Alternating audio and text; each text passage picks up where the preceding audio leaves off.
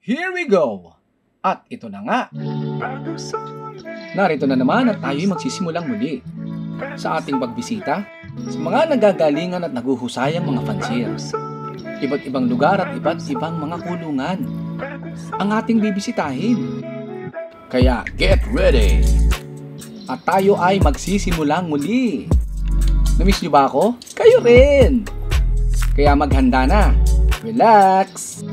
Diyan lang kayo at ako bahala sa inyo. Kaya, game! Ito ang Bisitero. I don't ever slow up, no I don't take shit. I got no love for the fakeness. If you wanna play tough and wanna hate this, I'll always show up. I don't ever slow up, no I don't take shit. I got no love for the fakeness. If you wanna play tough and wanna hate this, I'll always show up and make a statement. I don't ever slow up, no I don't take shit. I got no love for the fakeness. If you wanna play tough and wanna hate this, I'll always show up and make a statement. Everything I do so instinctive and so passionate. Every word I move so descriptive like an adjective. I got a vendetta against people who patented being negative when you should be getting after it. I got facts over tracks, this and that. Spitting slow, spitting fast. I could roast, I could gas. Think I'm okay at last, but I don't know if that can erase all the past. And the pettiness, a reflection of the emptiness. Hilarious, you think you're worth my time, you're delirious. Mysterious, because you hide behind a fake exterior. Inferior, you know I'll always be a bit superior. Get off of me, this ain't no humble brag. I want you to hear words, you can say them back. I want you to feel free from the chains at last, and to believe in what you got, it was built to last, yeah. Now that I've been put through hell, I never got anyone's help. I had to do it all myself. I don't ever slow up, no I don't take shit. I got no love for the fakeness. If you wanna play tough and wanna hate this, I'll always show up and make a statement. I don't ever slow up, no I don't take shit. I got no love for the fakeness. If you wanna play tough and wanna hate this, I'll always show up and make a statement. Gonna learn the consequence of being incompetent. Mental health is confidence, dreams and some honestness. I'm not here to save the day, that's for you to take away. I could play a million mind games, but instead I say something not illogical, something that is topical. Rub it on and watch it go, make yourself unstoppable. Dreams are irresponsible, but they're always possible. If you just believe, you could be so remarkable. Thoughts in my head, a collage and they spread. I'll be great one day, going off of my meds. No, I'm not giving up, no, I'm not giving in. I will make it to the top, taking off in the wind. I gotta make it, I'm saving every day to taste it. I'm patient, but my mind, it can hardly take it. I'm chasing a dream that I've had for several ages. A vacant, modern kingdom for the taking.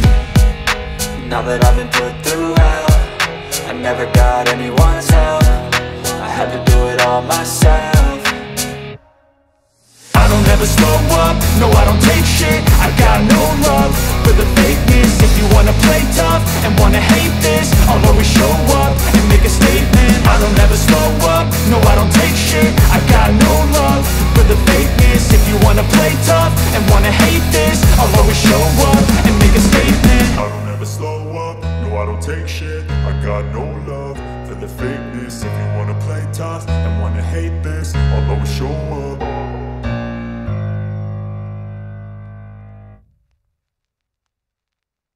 Talagang full support. Yun, ganun talaga si boss. Full support siya para dito sa Alegre One Low Place. Oo. Pero bago ang lahat, pre, ano naman ang mga na-experience mo habang ikaw ay nag-aalaga doon sa loob ng loft?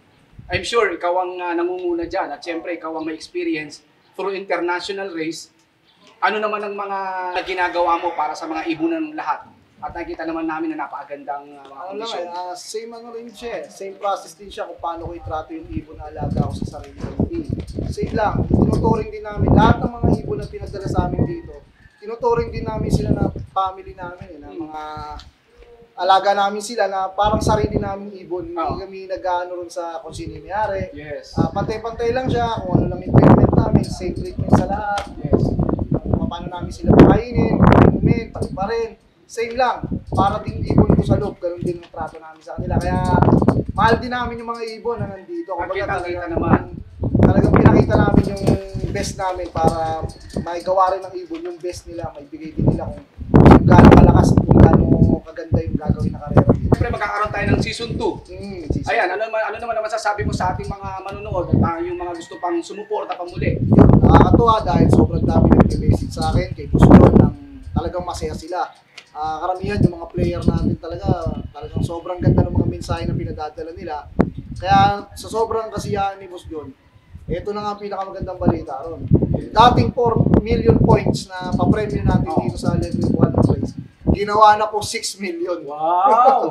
Ginawa 6 million. Pinalaki natin kasi sobrang ganda ng karera eh. Kaya dapat pa-upgrade tayo ng pa-upgrade kasi marami tayong natututunan doon sa mga experience natin dito sa One Loop eh. Yes. Marami tayong natututunan, marami pa eh. Walang non-stop talagang learning ng racing pigeon eh.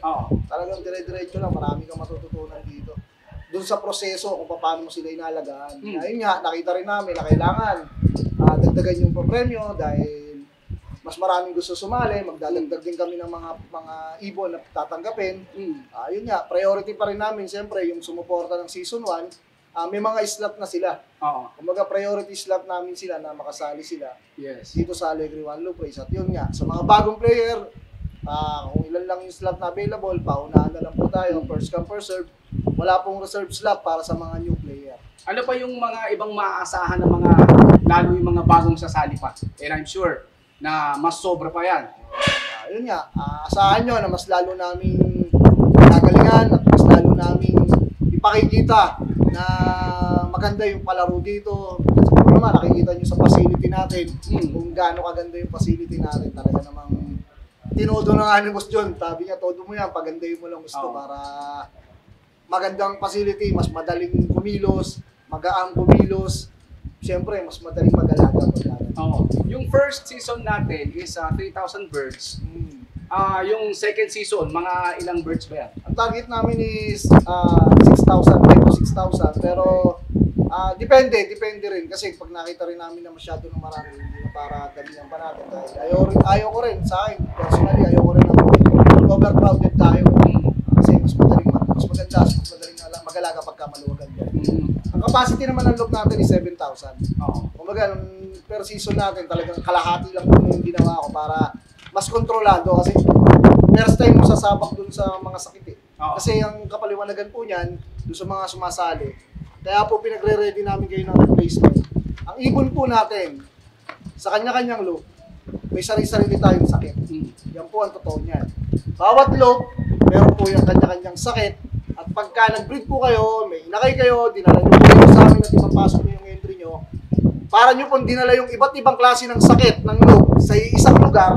At ang magiging problema po natin is outbreak. Nakokontrol ko yun. Kumbaga, nagagawa namin ng paraan dahil nga sa mga binibigay namin ng mga supplement, sa mga antibiotics na binibigay namin sa mga ibon para hindi tayo magkaroon ng gano'n. Siyempre, kailangan din, papakunahan din natin para malalakas at protektado yung mga ibon natin. Ito talaga pinakamahirap yung start, yung first 3 months. First 3 months kasi ng age ng ibon, medyo ano yan eh, maselan. Saka nag-a-adjust pa. Hindi kasi bata sila, maselan sila, madaling kapitan ng sakit. Tapos yun nga, iba't ibang loop ng galing yung mga ibon na ang tendency niyan, mas madali silang tamaan eh. Kaya nga, pinaka-advise ko sa inyo, i-breed nyo yung pinakamalakas na ibon nyo na breeder. Pinakamalakas, pinakamagandang vitamins. Kasi yung ibon na healthy, maniwala kayo sa akin, napakalapit niyan. Kumbaga, mas mataas yung percentage niya naman natin.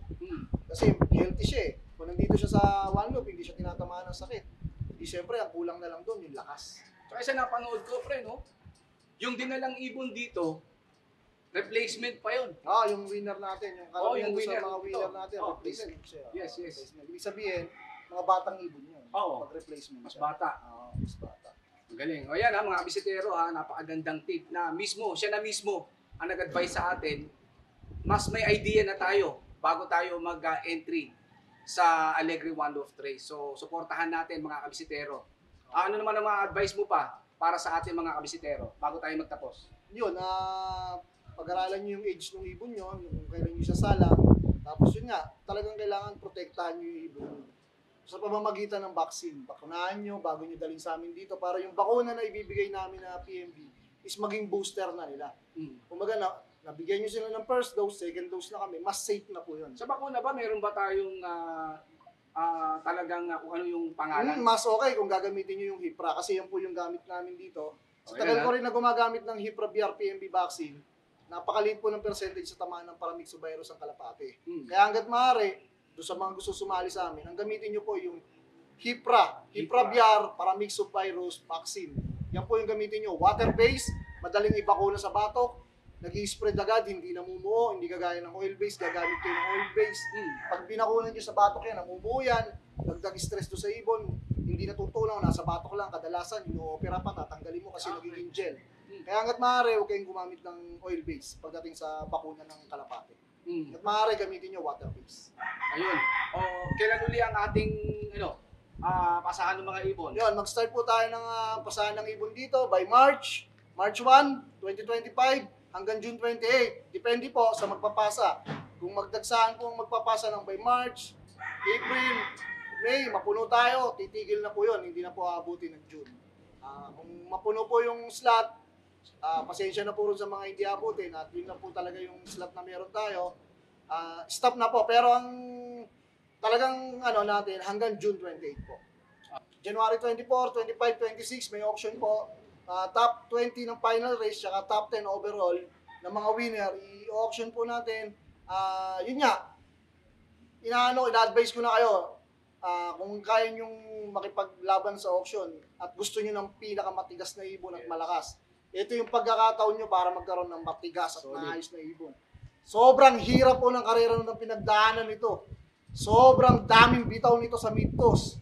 Kaya yung tibay ng ibon na meron dito, sila po yun. Yung top 30 na yan. Yung 30 ibon na nandyan. Yung worth it yan. Ayan, kaya mga bistero, ako po ay nagpapasalamat. Pinahunlakan tayo ni Boss Russell at Boss John dito sa kanilang One Love Trace. Ayan, na napakaganda, 100% international quality, mga kabisitero. Bali, ito yung natin, final lap race winner. Bali, nanalo siya ng 1 million. Ang owner is si San Juan Brothers Loop.